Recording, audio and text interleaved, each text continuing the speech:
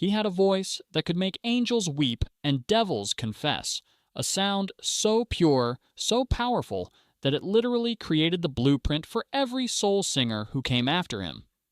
Sam Cooke studied his every note. Elvis called him the greatest voice he'd ever heard. Marvin Gaye credited him as his inspiration. Yet when this man died at just 39, broke and alone, he believed he had been completely forgotten. His last words to a reporter were haunting. "I have no fans." And if you think you know music history, this story is going to completely shock you. Hit that subscribe button right now, because we're about to expose how the music industry destroyed the man who built the foundation they all stood on. The gospel roots that became his prison. Born into a world where music was worship, not entertainment, young Clyde McPhatter never planned to become a legend. His father was a Baptist preacher in Durham, North Carolina, and from the moment Clyde could speak, he was singing in church choirs. But this wasn't just casual Sunday singing. By age 10, he was the lead soprano soloist, his voice already showing the otherworldly quality that would later shake the music world. When the family moved to Harlem in the 1940s, teenage Clyde formed a gospel group called the Mount Lebanon Singers. They were good, really good, performing throughout New York's church circuit. But Clyde felt something stirring inside him that scared his religious family. He was drawn to the secular music pouring out of Harlem's clubs and street corners.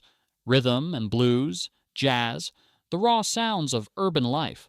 For a preacher's son, this wasn't just a career choice, it was spiritual rebellion. His family watched in horror as their golden-voiced boy wrestled with temptation. The church had given him his voice, but now that same voice was pulling him toward what they saw as sin. The guilt would haunt him forever, but the pull was too strong to resist, and what happened when he finally gave in to that temptation would change music history forever. The Dominoes made him famous, then tried to erase him. In 1950, at just 18, Clyde auditioned for Billy Ward and his Dominoes, one of the hottest R&B groups in the country. His audition was so incredible that Ward hired him on the spot. But here's where the nightmare began. And this is exactly the kind of industry manipulation we cover on this channel. So make sure you're subscribed for more shocking music industry secrets. Ward was a control freak who treated his singers like employees, not artists. He paid them barely enough to survive while pocketing the massive profits from their hits. Even worse, Ward started billing Clyde as Clyde Ward, pretending he was Billy's little brother. Audiences had no idea who was actually singing those soul-stirring lead vocals.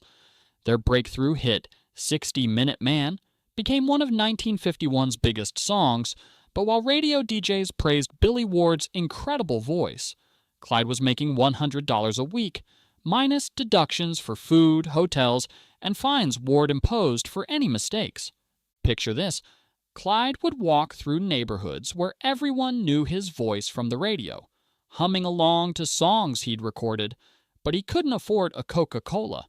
Ward was building a fortune on Clyde's talent while keeping him invisible and broke.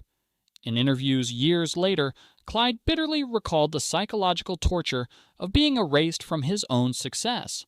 But the psychological damage was even worse than the financial exploitation. Clyde's gospel-trained voice was creating something entirely new, a bridge between sacred and secular that would define R&B and soul music for decades. Yet he was getting zero credit, watching someone else's name in the headlines while his own identity disappeared. After 3 years of this torture, Clyde had enough and walked away. But Ward owned the Dominoes name and simply replaced him with another young singer named Jackie Wilson. But that wasn't even the worst betrayal Clyde would face. Building the Drifters, then losing everything again. Atlantic Records founder Ahmet Ertegun recognized Clyde's genius and offered him something Billy Ward never did, his own group with his name on it. In 1953, Clyde assembled the Drifters, and finally he thought he'd have control over his destiny. Their first single, Money Honey, exploded onto the charts, and for the first time, the credits read, Clyde McPhatter and the Drifters. He was finally getting recognition for his revolutionary sound. the Drifters became one of the most influential groups in music history. Such a Night, Honey Love, and their legendary version of White Christmas were transforming popular music.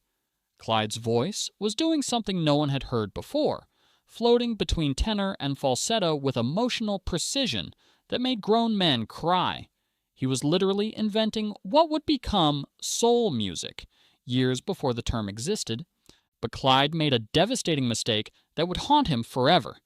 Desperate for short-term financial stability, he signed over the rights to the Drifters' name to manager George Treadwell. When military service forced Clyde to leave the group in 1954, Treadwell kept the name and simply hired new singers.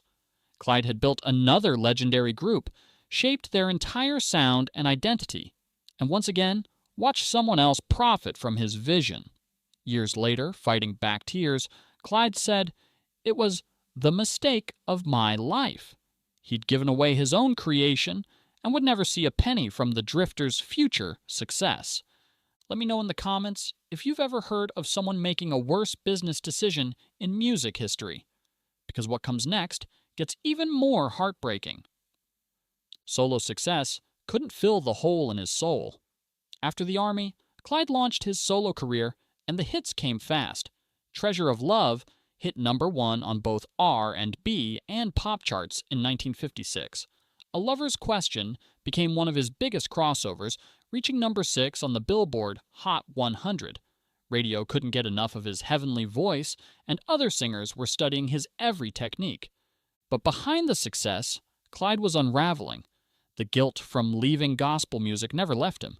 The rage at being repeatedly exploited by the industry ate at him daily. And the loneliness of fame, where everyone knew his voice, but few knew his pain, was crushing his spirit. He started drinking to numb the ache, and what began as occasional escape became daily necessity. Even worse, the industry that praised his influence was already moving on to newer sounds.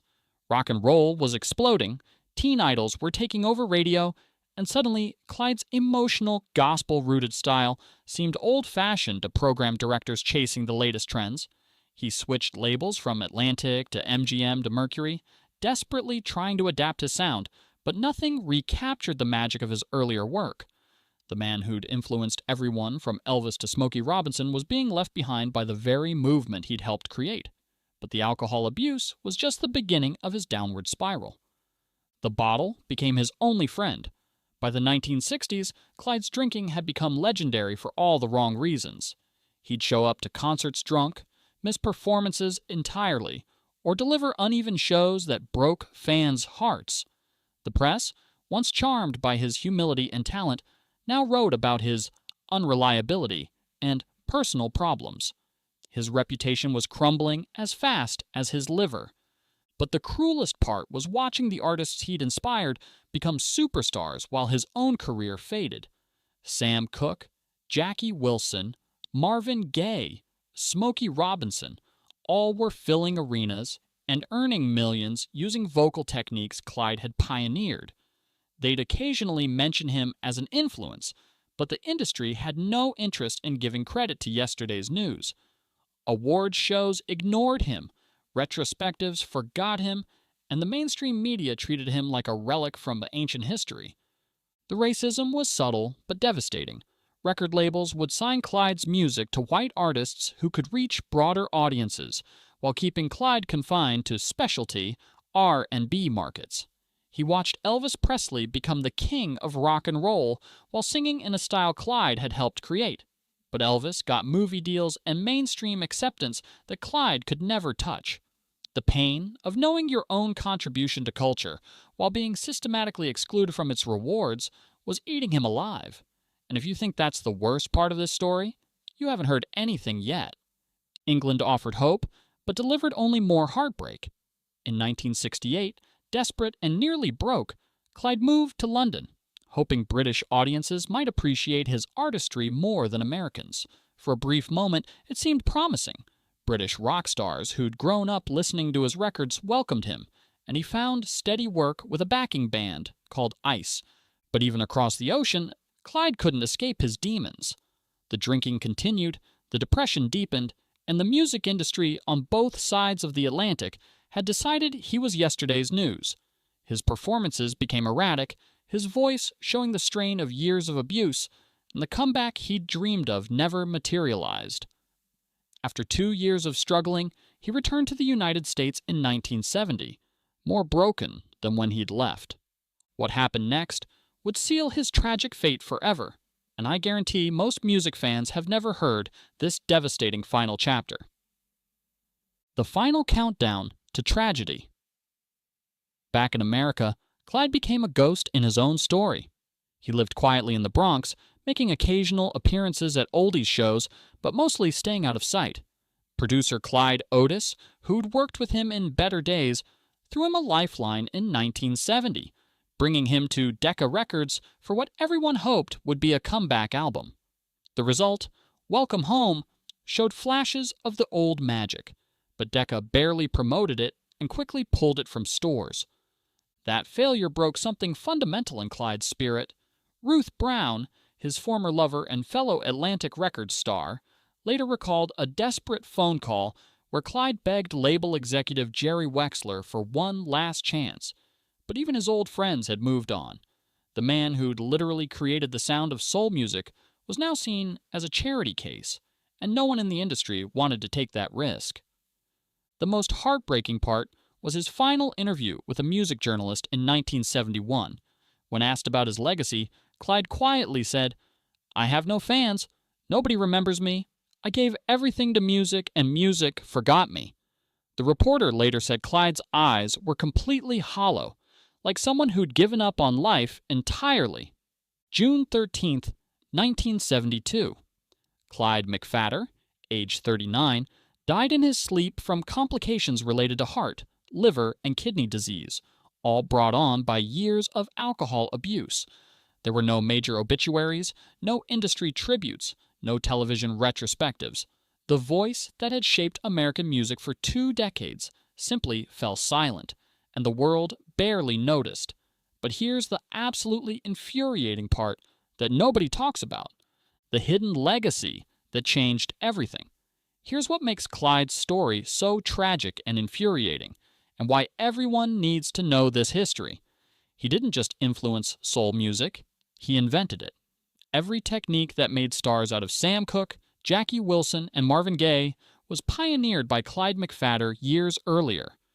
The way he moved between chest voice and falsetto with emotional precision, the gospel-inflected runs that became soul music's signature, the call-and-response interplay between lead and background vocals, all of it came from Clyde. Modern R&B owes everything to innovations Clyde created in the early 1950s, when Beyoncé hits those soaring high notes, when John Legend pours emotion into a ballad. When any contemporary artist uses gospel techniques in secular music, they're using Clyde McPhatter's playbook. He was the first artist inducted twice into the Rock and Roll Hall of Fame, creating what's now called the Clyde McPhatter Club for multiple inductees. But recognition came too late to matter. By the time the industry acknowledged his contributions, Clyde had been dead for 15 years. The tributes, the retrospectives, the critical reassessment of his importance all happened when he could no longer hear the applause he deserved his entire life. Music historians now call Clyde McPhatter the most important singer you've never heard of. Vocal coaches study his techniques. Modern artists name him as their secret influence.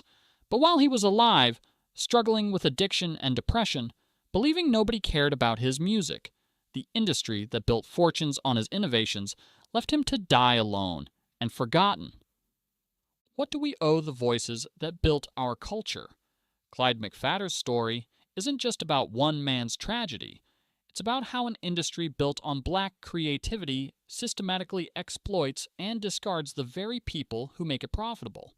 How innovation gets credited to more marketable faces while pioneers die in obscurity. How addiction and depression become inevitable when talent is repeatedly betrayed by the people who promise to nurture it. Maybe the real tragedy isn't that Clyde died believing he had no fans. Maybe it's that we had a chance to show him otherwise while he was alive, and we failed. His voice never left us. It's there in every soul song, every gospel-influenced pop hit, every time a singer reaches for that impossible emotional note that makes your heart stop. We just forgot to tell him he mattered until it was too late. The next time you hear a voice that moves your soul, remember the man who taught them all how to sing. Remember Clyde McPhatter, the forgotten father whose children became kings while he died as a stranger. Because as long as someone still listens, his voice will never truly be forgotten. If this story moved you, hit that like button and subscribe for more untold stories about the forgotten legends who shaped the music you love. Comment below and tell me, had you ever heard of Clyde McPhatter before this video?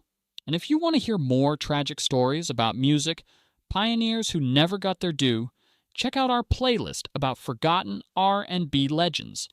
These stories need to be told, and your support helps us keep digging up the truth about music history.